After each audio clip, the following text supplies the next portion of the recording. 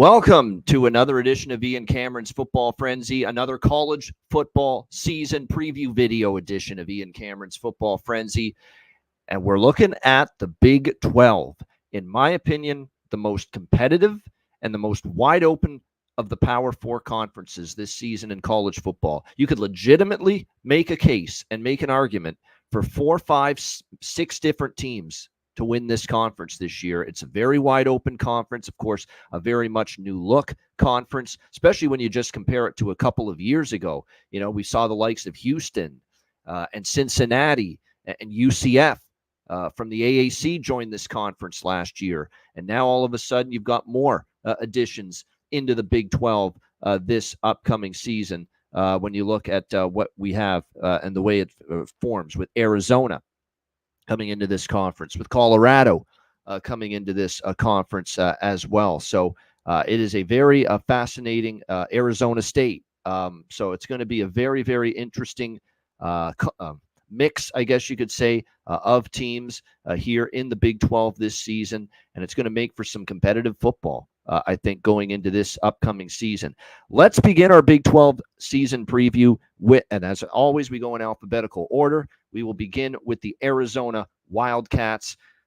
What a job by Jedd Fisch last year with this Arizona Wildcats team. Phenomenal season, turnaround of a program that really was in horrendous shape, thanks to Kevin Sumlin and the way things went. But 10-3 last year, Alamo Bowl champs beating Oklahoma. Great season for Arizona, but the architect of the turnaround is gone. He left for Washington in the offseason, so it's a new head coach, but it's a coach that's had his share of success in the past. Brent Brennan, formerly of San Jose State.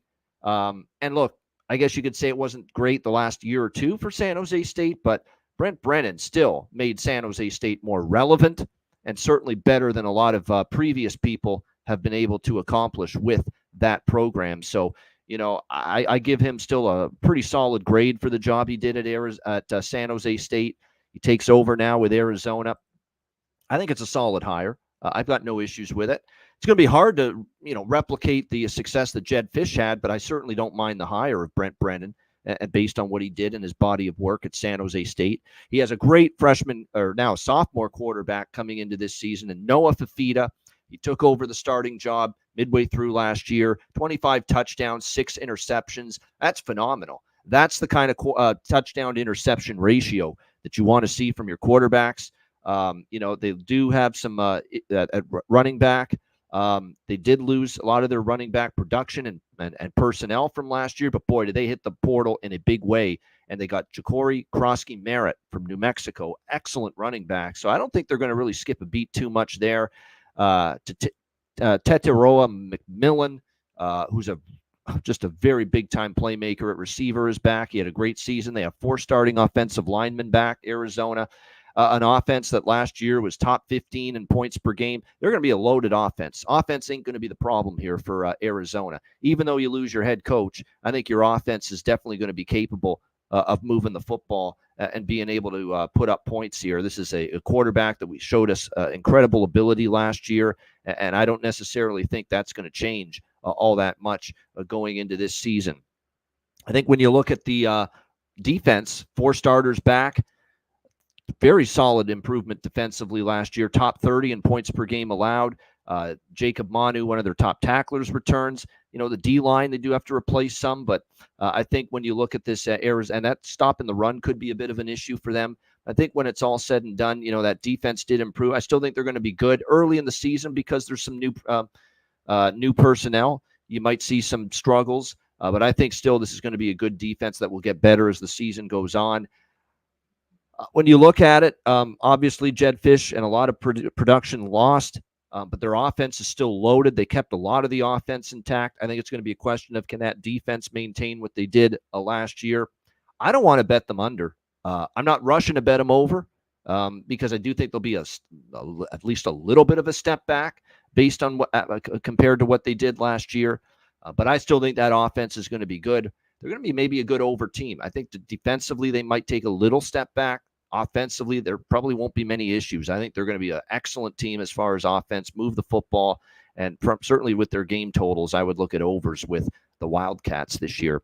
The other Arizona team, the Arizona State Sun Devils, where I have to admit the outlook isn't quite as rosy when it comes to the Sun Devils.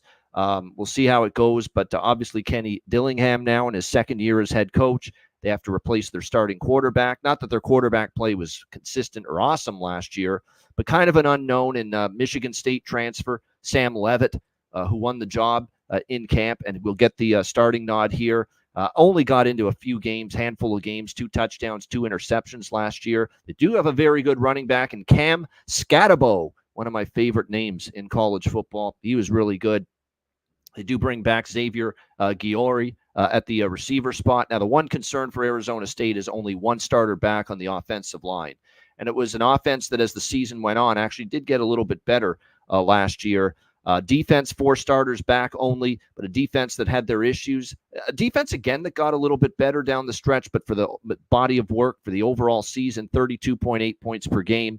Not really what you want to see. Schedule is very daunting. The home game against Wyoming, the first game of the season, isn't a gimme by any stretch.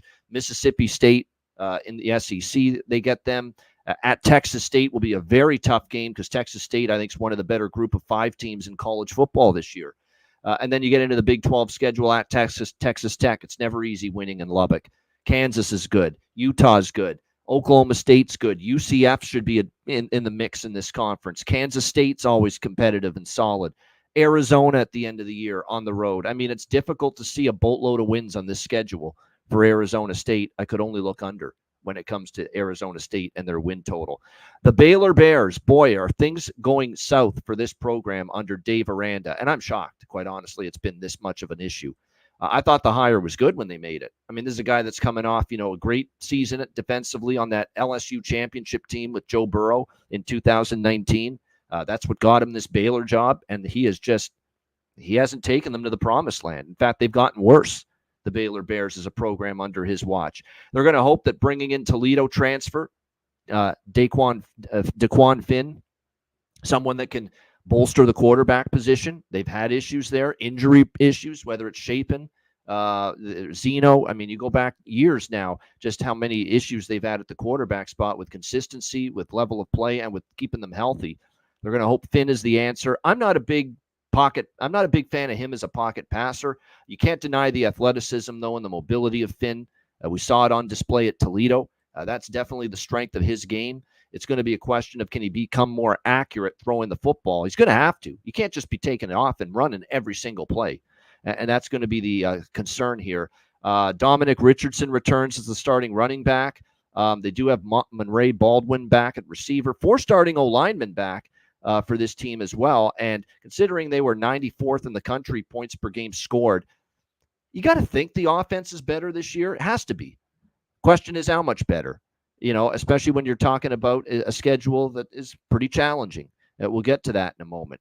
Defense for this team, and this is the stunning part.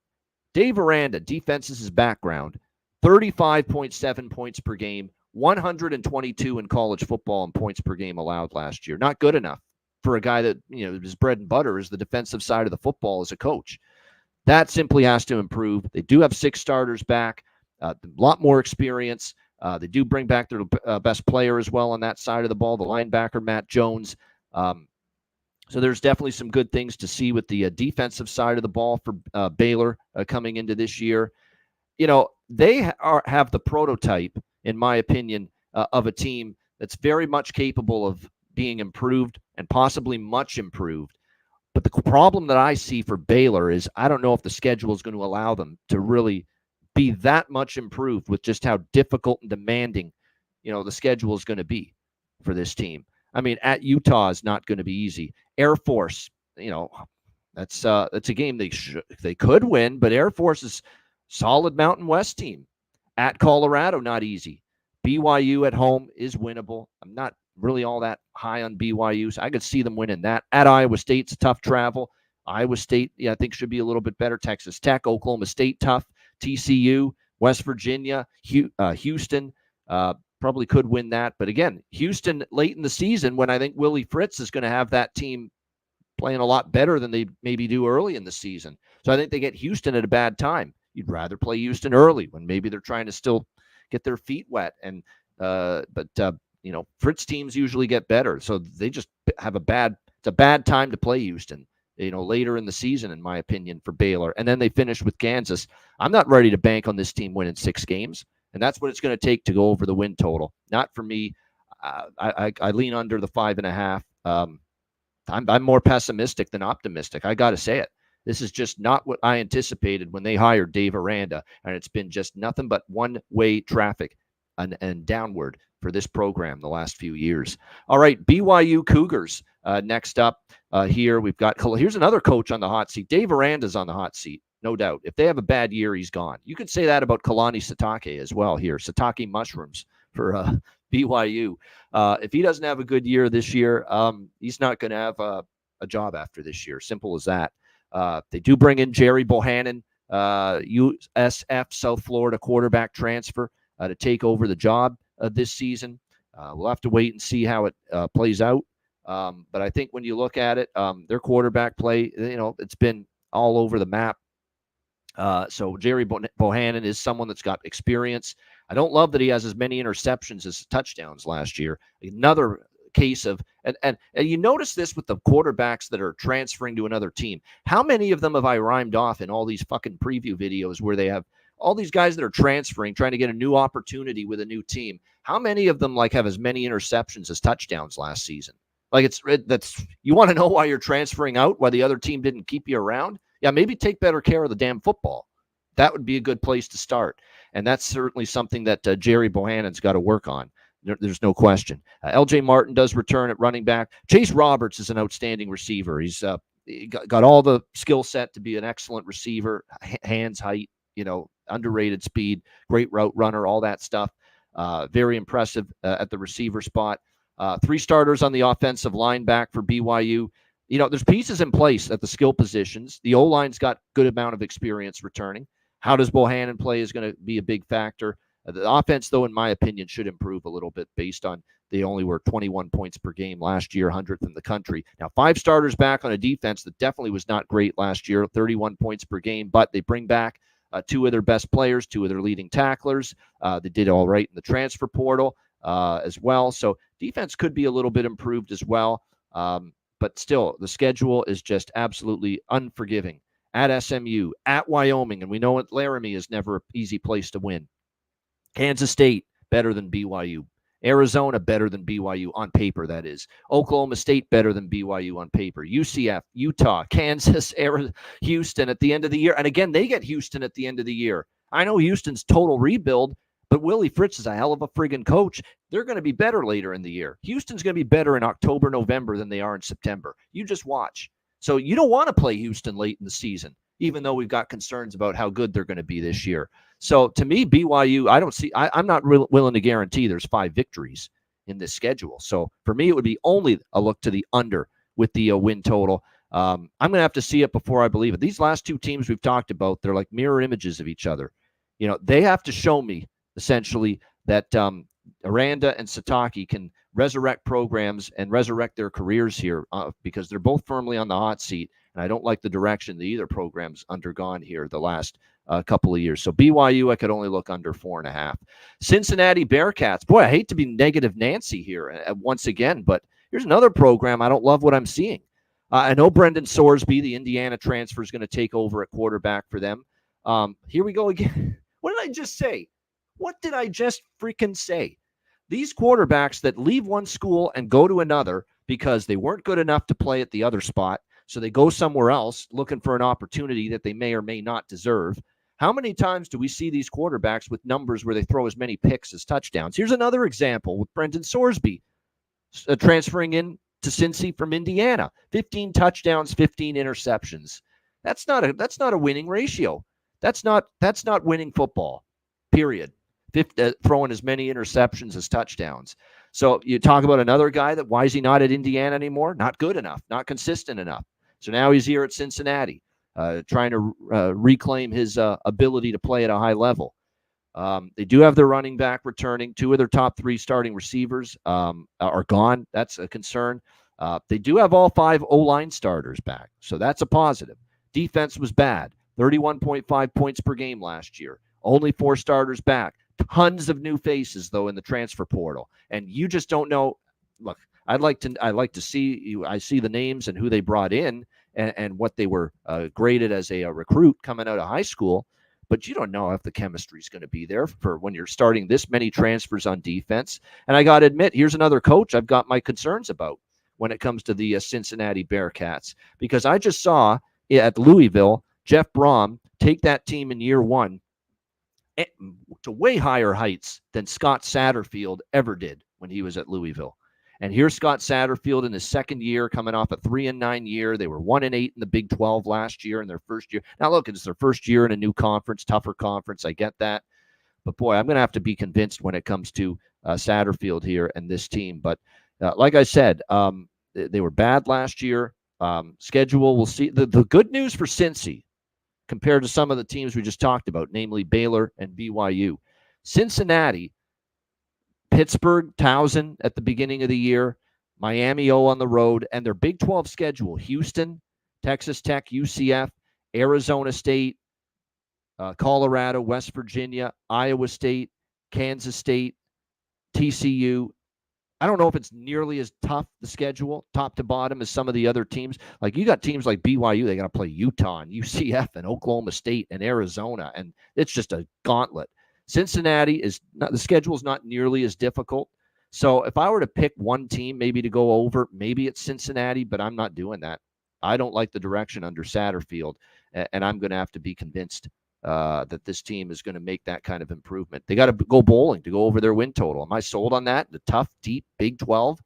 No, not with what I've seen, and not with Sorsby at quarterback. I'm going to have to see it before I believe it.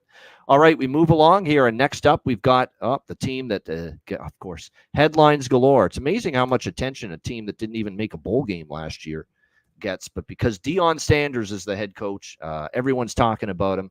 The Colorado Buffaloes.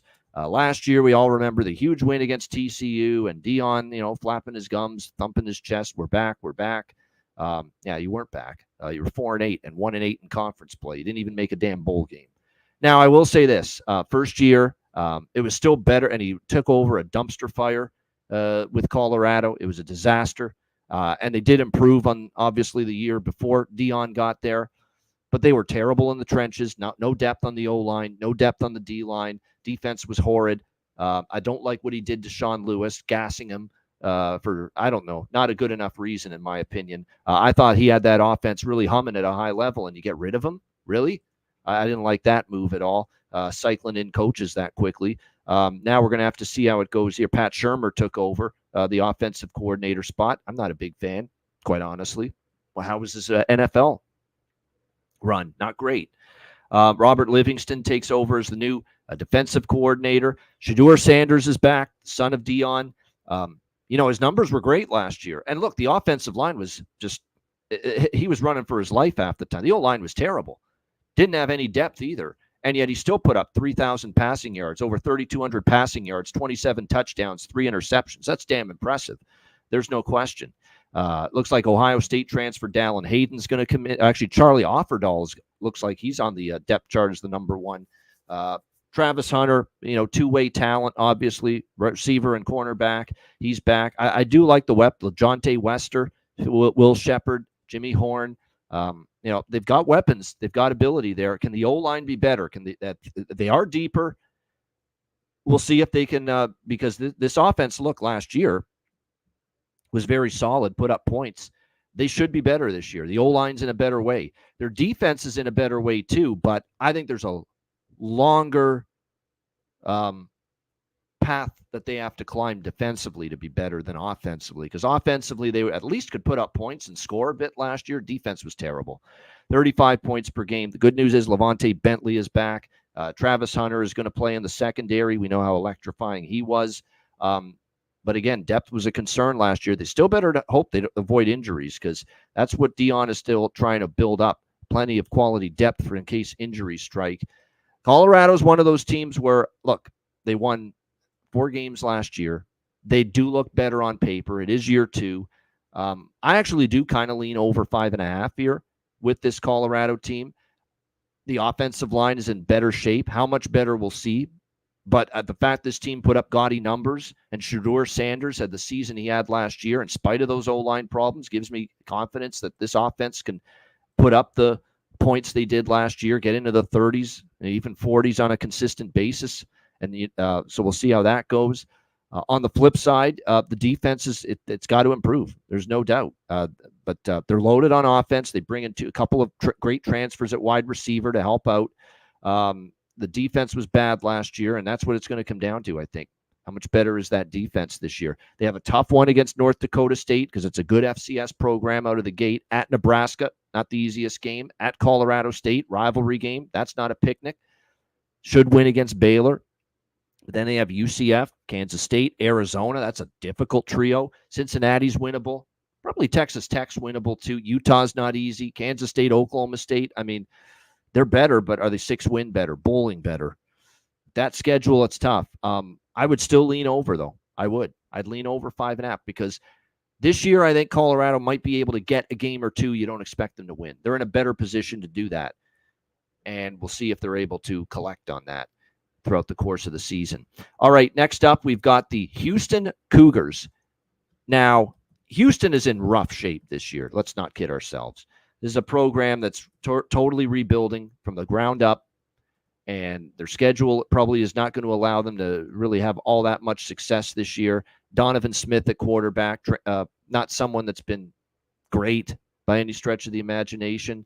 Another guy that's had some turnover issues, but he still had decent numbers throwing the ball. He can run with the ball a bit as well. Parker Jenkins returns at running back. Only one starter back on the O-line and only 2 starters on the entire defense returning for this Houston Cougars team. But then again, 6 transfers. Willie Fritz comes in. It's not like the Dana Holgorsen defense was any good. It was terrible. And that's the problem here for Willie Fritz. It's a phenomenal hire. He is a tremendous coach. All you have to do is see what he did at Tulane. That program was a disaster. He takes it over, and look what they did. They're winning AAC championships, and they're going to bowl games and, upsetting USC like they did a couple of years ago in the Fiesta Bowl. So you don't have to convince me this hire was phenomenal for Willie Fritz here. It's a phenomenal hire. There's no denying that whatsoever. No denying that at all, that this was just an outstanding hire to get Willie Fritz in here. By the way, I believe, I got to correct myself. Yeah, that was the Cotton Bowl. Sorry, the Cotton Bowl that Tulane beat USC with Willie Fritz last year. Great win. That tells you all you need. Tulane's in the Cotton Bowl, 11-2 season, and they beat USC. Willie Fritz, man, that's all you need to know. He's phenomenal. It's a home run hire, but the problem is he's taken over from an idiot. Okay? Because Dana Holgorsen left this thing in shambles. And even for a great coach like Willie Fritz, it's going to take some time. And that's the problem here, I think, with Houston. And then the schedule, UNLV, Oklahoma, Rice, Cincinnati. Those are 3 tough games. Cincinnati, Iowa State, TCU, Kansas, Utah, Kansas State, Arizona. Look at that quartet. That's going to be tough. Baylor's winnable at BYU. They'll probably be better by then. Those are probably winnable games. I'm telling you what, though, because I think for as much as the cupboard's bare here, this is a great coach. He'll get the most out of his team. The win total's now been bet down to 3.5. Everyone thinks it's going to be a tough first year. I wouldn't rule out them beating like Baylor or BYU at the end. Like, I don't think highly of either of those 2 teams. I think highly of Houston because of this coach, and watch that coach get that team to be better late in the season when they play Baylor and BYU. The question is, is there 2 other wins on their schedule? I think at Cincinnati is a game they can win. Rice at home they can win. So to me right there, if they can beat Baylor and BYU, get the game at Cincy, win against Rice, there's 4 wins, and their total's 3.5 right now. Initially, I had no opinion on the win total. At 3.5, I lean over. That's how much I think of Willie Fritz. I really do. I think he's just that good of a head coach they could somehow, some way still find themselves, even in a total rebuild year 1 type of deal, get to 4 wins. So I actually lean over 3.5. Now, am I going to be running to bet Houston each and every week? No, especially early. It's going to take maybe a little bit of time, but there's no denying what a great coach they hired. And he is going to get this thing turned around, just like he did at Tulane. All right, Iowa State next up here. We've got certainly Rocco Becht at quarterback is returning. Actually, his numbers were pretty solid last year. 23 touchdowns, 8 interceptions in his freshman year, 3,100 passing yards. Abu Sama, the third, is back at running back. Jaden Higgins, Jalen Noel returning at receiver. 4 starters on the O-line. An offense that was decent, 26 points per game. You got to think that number goes up with all the returning production. 10 starters back on defense. That you got to like, and their defense was pretty solid last year. There's no doubt. And look, not always the best last few years for Matt Campbell after it was a great start for him at Iowa State, where he's got them in the mix to win the Big 12. Taken a mini step back the last 2 years, 4-8, and then 7-6. But to finish 7-6, 6-3 in conference play, and there's a lot returning. Question is, can they maneuver the schedule? And when you look at Iowa State's schedule, they've got at Iowa, Arkansas State, winnable games, North Dakota. They actually should win the first couple. At Houston, they should win. Versus Baylor, they should win. At West Virginia, capable of winning that. UCF, that'll be a little tougher. Texas Tech, they could win. At Kansas, that won't be easy. For Cincinnati at home, they can win. At Utah won't be easy, and home to Kansas State won't be easy. But their win total right now is 7.5. I lean over. I do. They've got a lot back on offense. Rocco Becht looked all right last year. 4 starters back on the O-line. The defense is bringing back a lot of what they had last year, a defense that was top 50 in points per game allowed. So it's a pretty good football team. And this is a team that, look, there's so many teams I thought were worth a flyer to win the Big 12. This one didn't make the cut, but it was close as to if you want to take a little bit of a deeper shot down the board, someone to win the Big 12. You could do worse. You could do worse. You could do a lot worse than Iowa State. And right now, they're around a 10-1, 11-1 to win the conference. There's teams ahead of them that I like a little bit more, but I don't hate it. At 10-1, maybe taking a small shot here with Iowa State in the Big 12. All right, we roll along here. Next up, we have the Kansas Jayhawks. And now we're starting to get into some of the good coaches after some of the bad to begin this video. And certainly it's all good when it comes to Lance Leipold. This has been I think it's beyond any Kansas booster or any Kansas Jayhawks fan wildest dreams. You now give 2 shits about football again, where for the last 2 decades, it was all about the basketball program. You couldn't care less about the fucking football team. But Lance Leipold has brought back hope here with the Kansas Jayhawks. 3rd season last year, 9-4. The year before that, 6-7. Even in that first year, which was a tough sledding year. But look at 2 wins to 6 wins to 9 wins. They've improved their win total every year under Lance Leipold. And now here he is, year 4. Lots to like. Now, at quarterback, they do have to, they got to hope that their quarterback, Jalen Daniels, stays healthy. He has had some injury problems, but a dynamic talent, good throwing the ball, incredible athlete, running the ball. We'll see how he fares. Only played 3 games because of that injury last year, but we know he's a good talent. Devin Neal is back at receiver. A lot of their top receivers returning. They have a dynamic kick returner too, Lawrence Arnold. Now, there is only 2 starters on the O-line back, so that is definitely something you want to be aware of. Not the greatest situation there. But I don't know if they're going to drop off too much from the 34 points per game. And keep in mind, a lot of those games, Jason Bain was at quarterback last year. Jalen Daniels was hurt. You got to believe there's a better chance that Daniels stays healthy this year for the Jayhawks.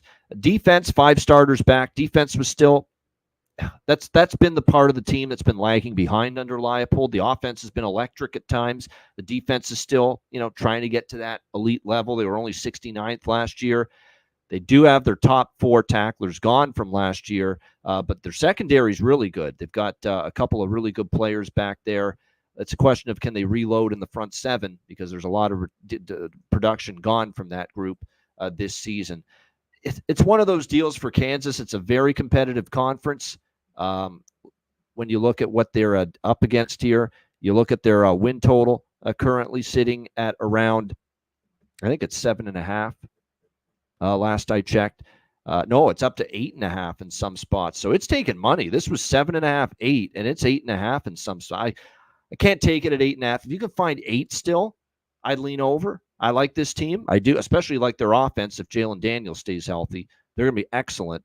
The defense did show signs of improvement last year. So I think they could be solid again, and at least, just make key stops. Your offense is going to get you points, or at least it should.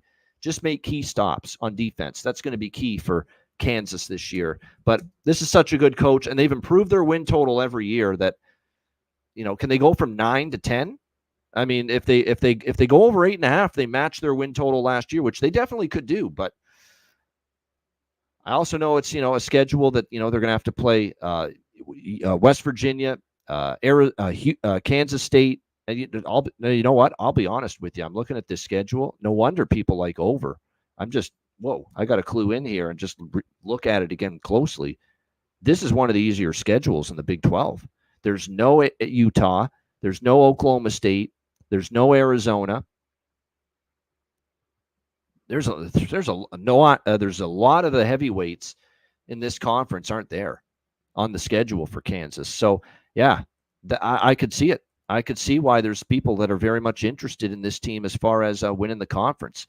UCF, I don't think UCF's on their schedule either. No, they're not. So that's actually one of the more manageable Big 12 schedules that Kansas has. So yeah, I get it now. Why maybe they've taken over money. 8.5, still a little more dicey to take it, but hey, 9 wins last year. I'm not really rushing to bet against Lance Leipold to do it again this year. That's for sure. That's how much of a great job he's done in Lawrence. All right, the other Kansas team, Kansas State Wildcats. Obviously, it's Chris Kleiman, who has done, I think, a pretty solid job. You're taking over for a legend in Bill Snyder. And that's not an easy shoes to fill, but 6 seasons. They're coming off a 9-4 season last year. They've been consistently upper half of the Big 12, but they lose Will Howard, who's now at Ohio State, and now they go to Avery Johnson as the full-time quarterback. Got to get better in the passing game. I wasn't fond of his consistency throwing the ball last year. He's got athleticism, can run, like with so many of these quarterbacks these days, but got to get a little bit better as far as accuracy. Good as far as ball security, but just in terms of he's got to get the completion rate up a little bit. We'll see if he can do that. There's only one starter back for K-State on the offensive line, so that's a bit of a concern. Top 2 players at receiver are gone. DJ Giddens does return at running back, so that's going to be something to watch out for. 8 starters back on defense this year. It was a pretty solid defense, 22.8 points per game. Their top tackler is back. Secondary is their leading player and leading up performer in the secondary returns. So the defense should still be pretty good. It's going to come down to Avery Johnson. And look, Kansas State still being given respect, one of the contenders in the Big 12, and they absolutely deserve to be considered one. But are they going to be able to get it done is the question. Their win total is 9.5, shaded to the under. They've got to go 10-2. I mean, I'm not there. I'm not there saying, yeah, Kansas State's a 10-2 or 11-1 or 12-0 team this year. Even though the schedule, UT Martin should be a win. Tulane's rebuilding. They could win that. Then they play Arizona. That'll be tough. At BYU, they're better than BYU, but again, it's at Provo. Oklahoma State will be difficult. At Colorado, not easy. At West Virginia, not an easy time of it ever. At Morgantown. Kansas, we know how good they could be. Probably can win at Houston, but again, Houston latter half of the season when Fritz could have them playing better. Arizona State should win. Cincinnati, they should win. At Iowa State, very capable of winning that, but at Iowa State, it'll be a little more difficult. I'm just not really ready to guarantee 10-2 or better for Kansas State, even though I think I like the defense.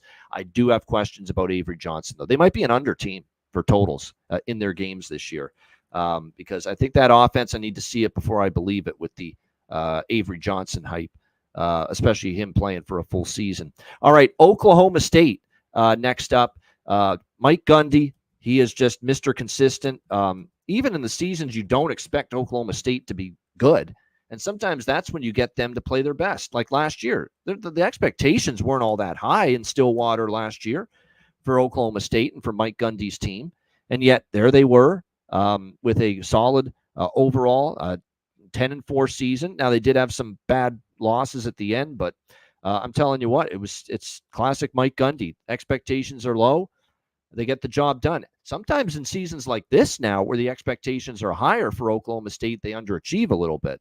So that does concern me, but it's not enough to outweigh the fact that as far as roster, there's a lot to like. Alan Bowman is, believe it or not, that's the one concern. Alan Bowman, he's been around forever. He's been a quarterback in college football for years, but he's got to work on his decisions. 14 interceptions, it's a lot, but he also can make throws, can move a little bit in the pocket. Ollie Gordon is the star of the offense. This guy's one of the best running backs in the country. 21 rushing touchdowns, almost 2,000 rushing yards last year. Ollie Gordon is so much fun to watch. Can't wait to see him play. Brennan Presley, Rashad Owens, some of their best receivers are back. All 5 starters back on the O-line. Like, if you're Alan Bowman, you've got all your starters back. You got your top receivers back. You've got this stud running back who's incredible in Ollie Gordon. Don't fuck it up. Protect the football. Don't throw it to the other team. If you do that, if you're Alan Bowman, if you protect the ball, this offense is going to be lighting up 30, 40, even 50 points in a lot of their games this year. 100% they've got that capability. What will we get from them defensively? Because that's the area where they were behind last year, almost 30 points per game allowed, 91st in the country, but a lot of returning talent. You got to believe that defense does improve this year. Make no mistake about it. And when you look at the schedule, beyond Utah and Kansas State, which will be tough games, every other game for them is winnable. You know, they've got Tulsa, and they got Tulsa, Arkansas, South Dakota State in non-conference play. They can win all of those games. After Utah, Kansas State, which is a tough back-to-back. West Virginia at home, they can win that. At BYU, they can win that. At Baylor, they can win that. Arizona State, they should win that at home. At TCU doesn't frighten me this year. Texas Tech can win that. At Colorado, not easy trip. You know, an improved Colorado, but they can win that. Yeah, Oklahoma State, I like over. One of my more favorite win totals, 8.5. I think they can be 9-3 or better. And a bet on team for me, like Gundy always is, especially in the underdog role. He is phenomenal when he's catching points in the underdog role. Not sure how many times they'll be underdogs this year, but yeah, I like what I see as far as Oklahoma State. All right, next up, we've got the TCU Horned Frogs. Sonny Dykes and this team, which has been national championship game 2 years ago. Last year, the bottom fell out. What TCU is it going to be this year is going to be the big question going into 2024. 5-7, didn't even make a bowl game last year. They're going to try to rebound from that. Josh Hoover is back as the quarterback after starting the season backing up. So we'll see if he can take another step forward. Pretty solid numbers, 2,200 passing yards, 15 touchdowns, 9 interceptions. Top 2 receivers are back, Savion Williams, J.P. Richardson. Only one starting offensive lineman back, and the other starters expected to be guys they got that transferred in. So little shakeup on the O-line. We'll see how that goes. The offense was not the issue last year. They were pretty solid, scored over 30 points per game. The defense was the issue. 30 points per game allowed, 92nd in the country. 6 starters are back on defense last year. I don't think the offense will be nearly as good, and I don't know if the defense will be better enough to compensate for it. And when you look at the overall conference, I lean under 7.5. I think that was not a mirage because, but they had an outstanding season from Max Duggan that year at quarterback. But still, they were a little fortuitous to have the season they did, get to the national championship game. Last year was more indicative of, TCU. And I think when you look at this year, it's just tough, and especially when the schedule gets tougher. You've got to play UCF, SMU, Kansas, Utah. Oh, my goodness. Oklahoma State, Arizona. That's a very tough schedule. You lose all those, and there you go. You're not looking all of a sudden at 8-4 or better as far as your win total. So when it comes to TCU, under 7.5, it's the only way I could lean as far as their win total this season.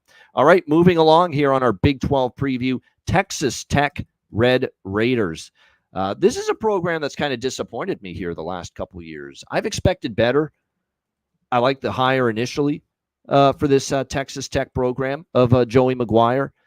Zach Kitley, a very good offensive coordinator hire. Tim DeRuyter's a very experienced defensive coordinator.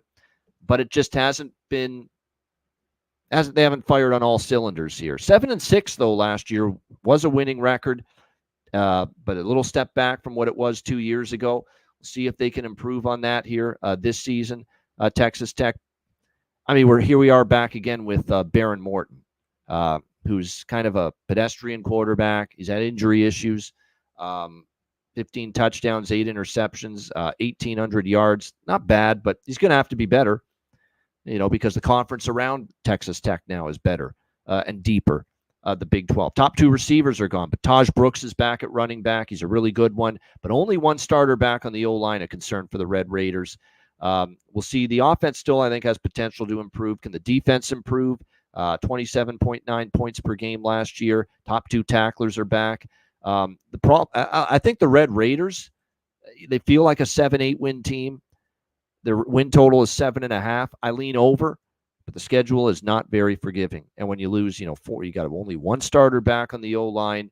And even though they got top 2 defensive players back, is that going to be enough to make them better on defense when you have to play in conference play? Arizona, Iowa State, Colorado, Oklahoma State, West Virginia. That's going to end up being the question. Is there for sure 8 wins on that schedule? So that's the $1 million question. Baylor probably can be a win. TCU can probably be a win. But I'm not ready to say they win at Iowa State or at Oklahoma State or versus West Virginia or versus Colorado. So it's going to be close. It's going to be I think they're in that 7-8 win vicinity. I'm just not quite willing to bet for sure that it's going to be 8. Although, this price has dropped a little bit. That much I will say. And I think when you look at the situation here, there might be a little more wiggle room than there was, say, a month or 2 ago for them to go over 7.5. Let me just double check right now. I actually am starting to think maybe I did bet them over. I did bet Texas Tech over. My apologies. I did bet them over this win total. Yeah, they were an 8-win team last year under McGuire. Or actually, they were 7 last year. They were 8 the year before that. I still think they could be capable of being 8 wins. The thing is, they're going to have to probably win one of the games of the group of teams that they maybe not expected to. But I think they are capable of it. We'll see if Texas Tech. I'm putting a lot of faith in Baron Morton with this, even taking any kind of shot over 7.5. So hopefully he takes a step up with some improvement this year. All right, we've got 3 teams left now here in the Big 12 preview. Next up, we have the UCF Knights. Gus Malzahn, and an offense that loses John Reese Plumlee at the quarterback spot, who had been the quarterback the last couple of seasons under Gus Malzahn with the Central Florida. But what they do get in return, what they do get this year, though, is a transfer from Arkansas who has performed in the biggest, toughest conference, the biggest games. Still has a lot of talent, kind of up and down last year with Arkansas, and that's KJ Jefferson. Very, very interesting transfer addition here for UCF. Very athletic, good enough passer. Still got to continue to improve and polish it up, but pretty solid numbers last year for a season where it didn't go great for Arkansas. R.J. Harvey, great running back, returning. But they do the receiving core solid. But one starter on the O-line's a concern. But the good news is KJ's got wheels, can run with the football. That should help, with the situation where you're turning over a lot of personnel on the offensive line for UCF this year. The defense, it did improve last year, but there's still a ways to go. Still bottom, half of college football as far as points per game allowed. We'll have to see 5 starters back. Really a lot of transfers coming in, but they're really talented transfers for UCF. Some of these guys they brought in to shore up the defense. So it's going to be interesting to see how well they play. This is a team I think there's potential, though. This is another team I would look over with their win total. It's currently 7.5, minus 110. You don't have to lay much juice. I think there's potential they win 8 games. New Hampshire should be a win. Sam Houston, they can win. TCU, they can win. Colorado at home, they can win. They could be 4-0 to start the year. They could win at Florida with all the question marks about them. They could be 5-0 to begin the year. Cincinnati, 6-0. Seriously. They could actually start the year 6-0. Then it does get tougher down the stretch. At Iowa State, not easy. Arizona, not easy. At West Virginia, not easy. Utah at the end of the year, not easy. But this still could be a team that gets to 8 wins, and I do like him. I think KJ Jefferson will fit in nicely with this Gus Malzahn, spread offense with the mobile quarterback, which he is. That's what you want to see. Schedule's manageable. Yeah, over 7.5 at only -110 even money. You can make a solid case for that. And this is a team I thought was worth a shot for dark horse sprinkle here to win the Big 12. You can get them, I think, last I checked, around plus 800, I believe, to win the Big 12 with a team like UCF. Plus 800, plus 900. I think that would definitely be worth a look here. As far as, because remember, this is the conference to take some shots in as far as who to win the Big 12, because there's going to be a bunch of teams that have a chance. And obviously this next team, well, it not only has a chance, they are the current betting favorite to win the Big 12, the Utah Utes, and you understand why that is. It is a team that last year, quarterback injuries besieged them, including, of course, Cam Rising. Nobody else in that quarterback room could play properly or well for Utah last year after Cam Rising went down. So that was a problem, but he's healthy. He's finally back after missing the entire year last year. This is a very good quarterback, probably the best quarterback in the conference if he plays like he did before the injury, now that he's healthy. That you like to see. They do lose a couple pieces at running back and receiver, but they did a great job in the portal, great job in recruiting. So I think they're fine at running back as well as at wide receiver with what they have. Still a good amount of weapons here to work with for this Utah offense, with obviously their top quarterback returning. They got Micah Bernard, Jalen Glover at running back, Dorian Singer, Money Parks, Micah Pittman still at receiver. They're fine as far as I'm concerned. Brant Kuithe, solid tight end. We'll see if he can be the next Dalton Kincaid for this team. 2 starters on the O-line back. Most teams, you don't like to see that. Utah, you're not concerned. Kyle Whittingham, all he does is recruit quality on the O-line and the D-line year in, year out. I have no doubt whatsoever that O-line is still going to be a top-notch unit this year for this team. 8 starters back on defense, which carried their ass last year when their offense couldn't move the ball, when the quarterback play was horrific. That defense did everything they could. 20.3 points per game, 20th in the country. They did lose their leading tackler. That is concerning a little bit, but no, Kyle Whittingham always crafts good defenses. I have no doubt about that here this year. Yeah, we like Utah a lot. Bottom line, Utah over their win total, Utah to win the Big 12, and Utah to make the playoff, I think, is worth a bet too. I think that as long as Cam Rising does, this all goes probably to hell if Cam Rising gets hurt. But if he plays the full season, plays like he did before his injury, this is going to be the team that's going to be tough to beat here in this conference, and they absolutely can make the college football playoff. And to me, the Big 12 might only get one team in, and that's the team that wins the conference. I'm not sure there's going to be a second or third place Big 12 team that gets in. Well, I'm not saying that won't happen, but I don't know if it will. So you may have to win the conference to get into the playoff. Well, I'll tell you what, this Utah Utes team has every opportunity and potential to win this conference. They're, to me, the best defense in the Big 12 as well until proven otherwise. All right, next up, West Virginia Mountaineers, the final team. And let's give Neil Brown credit. He was one more bad season away from being sent home and sent packing out of Mount Morgantown after that dismal 2022 season. He needed a turnaround. He needed to have a bounce-back year or else he was gone. And he had that bounce-back year. 9-4 season. A lot of people didn't expect West Virginia to be that good. So what was the difference last year? Well, Garrett Green was a big part of it. They found a quarterback that not only played well, he played very well. 16 touchdowns, only 4 interceptions, 2,500 passing yards, 13 rushing touchdowns. He's a great mobile threat as well. They have Jaheim White returning at running back this year following a solid season. They bring in a lot of quality through the transfer portal at receiver, even though their top guy is gone. That's good. 3 starters on the O-line are back for West Virginia this year. The offense was the strength of the team last year, almost 30 points per game allowed. I think they're going to be a very good offense this year as well, probably improve on that, be able to move the football. Key is going to be getting the defense to improve a little bit. 4 starters back on defense, 27 points per game allowed. They did lose their leading tackler, but there's some pieces back. I think they're going to be a little bit better. I don't know about a lot better on defense, but I think they'll be a little bit better. This team actually could be as good or better than last year when they won, obviously, the 9 games. But the problem is going to be this schedule. It is one of the tougher schedules, and it's not just the Big 12 part of it. It's the non-conference part of it. You're opening with a tough game against Penn State. Now, it's at home, but Penn State's expected to be one of the top teams in the country.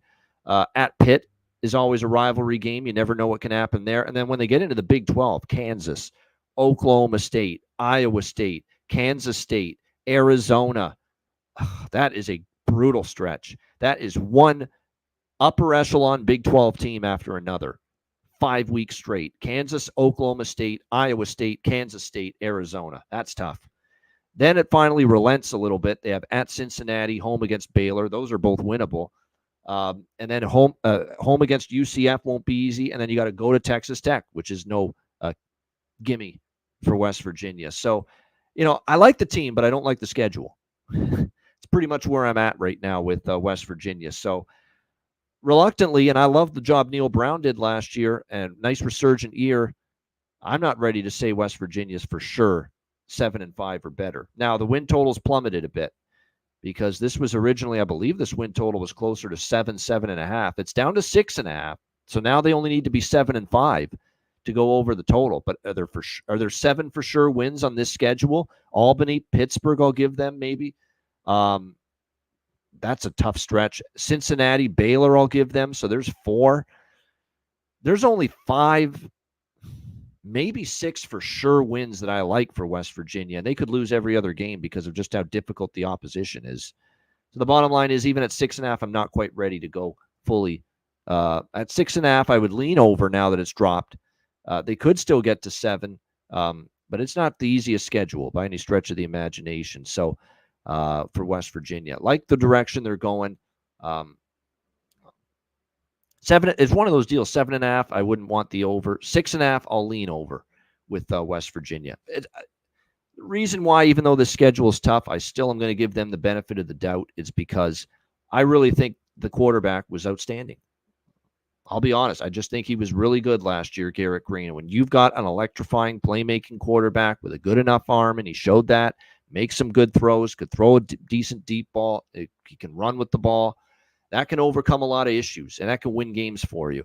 So West Virginia is one of those deals where, yeah, the schedule is tough, but I wouldn't totally rule out that they can maybe upset one of the teams they're not supposed to beat, Kansas or an Iowa State or a Kansas State.